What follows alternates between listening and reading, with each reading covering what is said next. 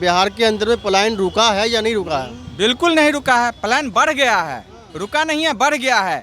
गांव घर में जाके देखिए, मर्द आपको नहीं मिलेगा। कोई दिल्ली, बम्बई, पंजाब, हरियाणा, गुजरात में जाके कमाता है बिहार का आदमी, और गुजरात से वोट लेने के लिए नरेंद्र मोदी बिहार में आते हैं।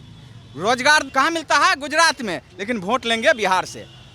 कारण क्या है? क्या कारण क्या है?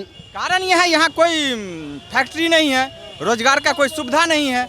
इसके कारण आदमी खाने के लिए तो कुछ चाहिए ना भाई, कमाने के लिए जहाँ रोजी रोटी मिलता है जाता है। तेजस्वी अगर आ जाए तो लगता है कि पलायन रुक जाएगा? बिल्कुल रुकेगा। अगर तेजस्वी का सरकार बिहार में आता है तो पलायन रुकेगा।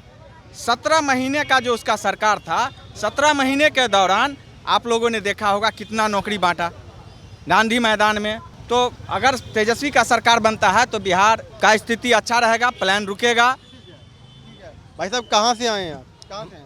पूर्वी चंपारण मधुबन से हम आए हैं। क्या कहना चाहेंगे? आपके क्षेत्र में क्या समस्याएं हैं? देखिए, हमारे क्षेत्र में तो भ्रष्टाचार व्याप्त है, शिक्षा का वहीं बदतर स्थिति है, स्वास्थ्य की बदतर स्थिति है, सड़क जितने सड़कें हैं सब जर्जर स्थिति में हैं। इसलिए मधुबन से भी अब की बार हर हाल में भाजपा के जो विधायक हैं उनको हार का सामना करना पड़ेगा और बिहार में नई सरकार, तेज रफ्तार तेजस्वी सरकार बनेगा। नीतीश कुमार है, मोदी जी का चेहरा है, डबल इंजन की सरकार है, दोबारा आती है तो और विकास होगा ना बिहार का। देखिए, ये डबल इंजन की सरकार है। एक इंजन भ्रष्टाचार में लिप्त है तो दूसरा इंजन अपराध में लिप्त है। और ये जो माननीय मुख्यमंत्री जी हैं, ये मानसिक रूप से जो है ना बीमार हो चुके हैं। नहीं, मानसिक रूप से इनका ठीक स्थिति नहीं है, पूरा बिहार उब चुका है। मानसिक या शारीरिक? मानसिक रूप से वह उनका मानसिक संतुलन बिगड़ चुका है। आप देख रहे हैं किस तरह से वह मंच पर जाकर हरकत कर रहे हैं। इससे साफ जाहिर होता है कि वह अब थक चुके हैं। वो अब पूरे बिहार की जनता उनसे जो है ना उब चुकी है। हर हाल में अब की बार बिहार से एनडीए की सरकार को उखाड़ फेंक करके बिहार में नई सरकार, तेज रफ्तार तेजस्वी सरकार बनाने का संकल्प कर लिया है। भाई साहब क्या माहौल है बिहार के अंदर में? बिहार का माहौल इस बार बहुत अच्छा है। बिहार के पूरे लोग चाहते हैं कि बदलाव हो, बदलाव की ओर बिहार बढ़ चुका है। और बिहार में इस बार जो है तेजस्वी जी का आंधी चल रहा है और इस आंधी में एनडीए सरकार की इस बार चला जाएगा। इसलिए बदलाव बहुत ज़रूरी है। बदलाव क्यों ज़रूरी है? मेन क्वेश्चन ये भी है। मेन पर्पस है कि युवाओं की नौकरी चाहिए, जो बेरोज़गार है उसको तो रोज़गार चाहिए। यहाँ से जो पलायन जा रहा है, पलायन हो रहा है, उसको कोई रोकने वाला नहीं है। मज़दूर यहाँ से बॉम्बे, गुजरात, दिल्ली, महाराष्ट्र में रहते हैं, उनको कोई अच्छा, हम लोग यहाँ से जाते हैं, प्रदेश जाते हैं काम करने के लिए, वहाँ पर हमारी कोई कदर नहीं होता है।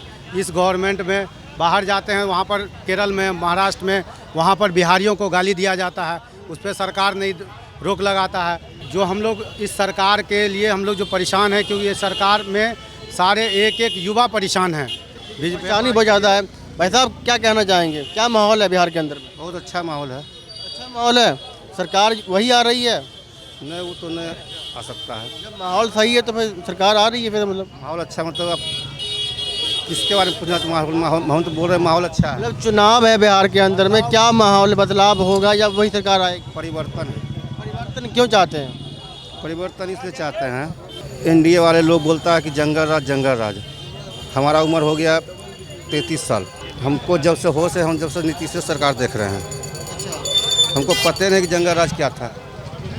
कहते हैं कि जो तो जातिवाद बहुत हो रहा है बिहार के अंदर में, जातिवाद बहुत करती है आरजेडी, ये भी कहते हैं। देखिए, युवा लोग जो है जात पात पर वोट नहीं करेगा इस बार।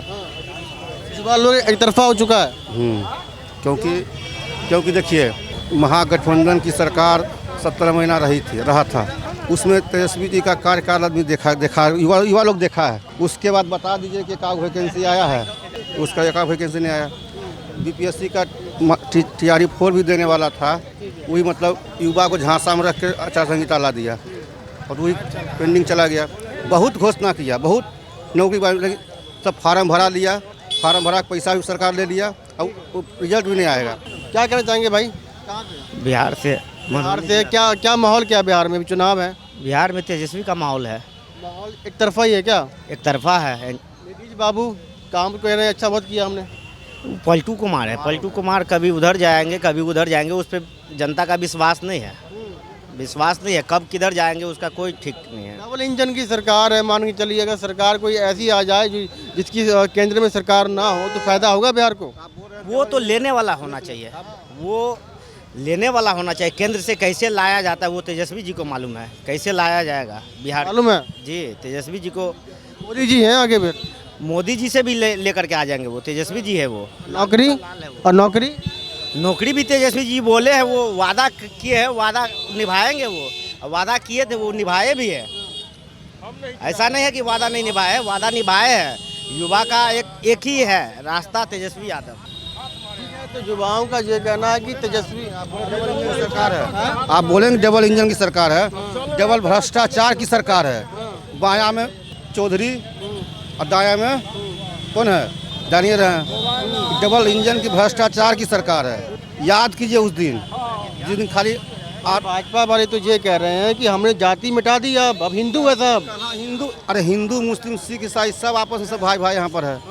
अगर ऐसा विवाद कीजिएगा थोड़े ऐसा होगा, ऐसा नहीं होगा। हिंदू मुस्लिम बीजेपी को करने दीजिए, हम लोग पढ़ाई सिंचाई विकास इसी पर बात करेंगे। आरजेडी वाले सिर्फ हिंदू मुस्लिम बीजेपी करेंगे, बाकी कोई नहीं करेगा। हम लोग विकास से बात करेंगे। और ये भी कहना है, आज जो लालू यादव जी और तेजस्वी जी को फंसाया जा रहा है, वो पहले से केस था और वो पूरा बिहार देख रहा है और पूरा बिहार इसका जवाब देगा वोटों के माध्यम से। और बीजेपी को यहाँ से हार के जाना पड़ेगा और तेजस्वी जी की सरकार बननी तय है। 150 प्लस सीट जो है तेजस्वी जी को आएगा और सरकार पूर्ण बहुमत से बनेगा। ये महिलाओं का भी कहना है, युवाओं का भी कहना है। और आप पूरे बिहार में किसी भी युवा से, महिला से जाके पूछ लीजिए, हर मुद्दे क्या रहने वाले हैं आप लोग? मुद्दे बस यही रहने वाला है, पढ़ाई, रोजगार, सिंचाई, इसी पे बस मुद्दा रहने वाला है। दूसरा कोई मुद्दा नहीं रहने वाला बिहार में। और इस मुद्दा को पूर्ण भी करेंगे वो तेजस्वी यादव ही करेंगे। विश्वास है? बिल्कुल, हर बिहार के नागरिक को विश्वास है। हर बिहार के एक नागरिक को विश्वास है कि तेजस्वी जी ही इस बिहार का उद्धार कर सकते हैं, दूसरे किसी में। और ये चाचा जी का बात है, नीतीश चाचा का, वो तो खैर अब तो घर चलाने लायक नहीं रहे हैं, तो अब बिहार क्या चलाएंगे अब। तो इन्होंने ये कहा कि चाचा तो घर चलाने के लायक नहीं रहे, तो बिहार क्या चलाएंगे। चलिए कुछ और लोगों से बातचीत करने की कोशिश करेंगे कि बिहार के अंदर में किसकी बहार है। चाचा नमस्कार। भाई साहब क्या हाल चाल है? ठीक है। बिहार में किसकी बहार है? तेजस्वी सरकार। अरे भाई तेजस्वी के पीछे क्यों पड़े हुए हैं आप लोग? इसलिए कि इसका जो भी वादा करते हैं पुख्ता वादा करते हैं। हाँ। जी, जब शिक्षा में हुआ तो शिक्षा में नौकरी भी दिया तो पुख्ता से दिया। जो भी बात भी करते हैं तो हम सच्चाई ही करते हैं बात। जी, अभी जो वादा किया है कि हर परिवार को सरकारी नौकरी, भाई संभव है वो? संभव है तभी ना बोला है, अगर नहीं रहता तो बोलबे नहीं करता। जी, 30,000 रुपये जो देना है सालियाना माई बहन को, माई बहन योजना से 2500 प्रत्येक महीना देना है, सालाना 30,000 रुपया। जी, तो अभी वादा पूरा करेंगे। खजाना है बिहार का इतना? है जी, है तो यही बोले। क्या लगता है आपको, पूरा कर पाएंगे वादा? हर हाल में पूरा करेंगे वादा, हर हाल में। अच्छा, जो नौकरी की बात कर रहे हैं तेजस्वी यादव जी कि एक घर को, प्रत्येक घर को नौकरी देंगे, सरकारी नौकरी, वो वादा पूरा हो पाएगा? वही वादा पूरा हो पाएगा। भाई साहब बहुत बड़ा वादा है। बहुत जगह खाली है बिहार में, बहुत बड़ा वादा है। बहुत जगह भी खाली तो है, हर डिपार्टमेंट में जगह खाली है ना। क्योंकि युवा त्रस्त है, उनको नौकरी चाहिए भाई। ठीक है जी, हर हाल में नौकरी देंगे, ये पहले भी हुए हैं। हर हाल में नौकरी देंगे। अब यंग पर नहीं विश्वास करेंगे तो बूढ़ पर थोड़ी विश्वास करेंगे। नीतीश जी सठिया गए हैं। क्या गए हैं? हाँ, वो नहीं, कहाँ नौकरी दे पाए किसी को, कुछ नहीं कर। बड़े नेता हैं बिहार के, आप कह रहे हैं सठिया गए हैं। जी जी, ऐसा लग रहा है आप? कहाँ कुछ कर सके।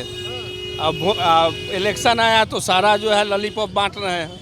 लॉलीपॉप बांट रहे हैं जी। अच्छा, मुझे समझाइए कि बिहार के अंदर में पलायन कितना रुका है? पलायन तो अभी तक नहीं रुका है। जो बाहर सरकार तेजस्वी की आती है तो पलायन रुक सकता है?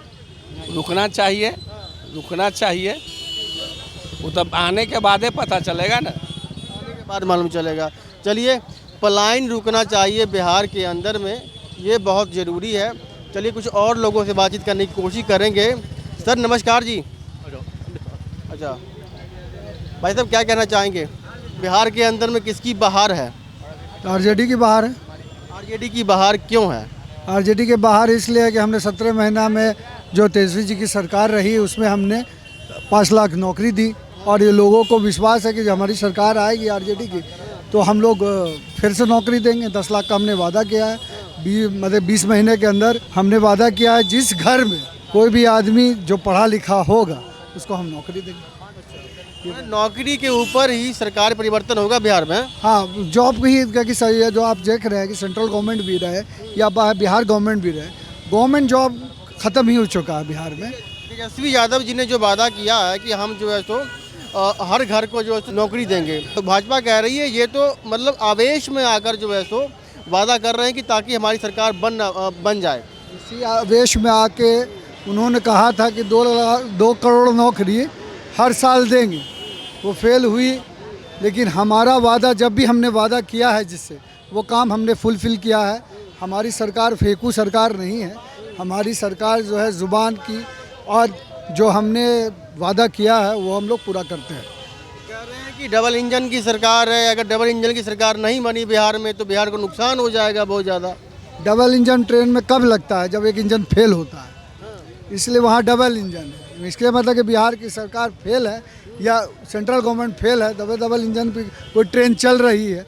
इंजन फेल हो चुका है। इंजन फेल हो चुका है। पब्लिक जान गई है कि ये धोखेबाज, झूठ फरेब, वोट चोर वाली सरकार है।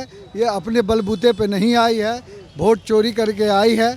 और ये सिर्फ एक ही मकसद इसका है, देश में कैसे नफरत फैलाएं, कैसे लोगों को आपस में लड़ाएं। आज हिंदू मुसलमान में लड़ा रहे हैं, यूपी में आप देखिए कि छोटे जात बड़े जात को लड़ा रहे हैं। तो यही इनका काम रह गया है और कोई काम नहीं है। धन्यवाद आपका भैया, 2 मिनट लीजिए आप। धन्यवाद आपका। तो बिहार के अंदर में इस वक्त मैं मौजूद था पटना के अंदर में, और आपने देखा लोगों की क्या राय है। लोग साफ तौर पर कह रहे हैं कि जो वोट डलेगा इस बार वो रोज़गार के मुद्दे पर डलेगा, शिक्षा के मुद्दे पर डलेगा, स्वास्थ्य के मुद्दे पर डलेगा। कैसी लगी हमारी रिपोर्ट? कमेंट बॉक्स में कमेंट करें। धन्यवाद। जय हिंद।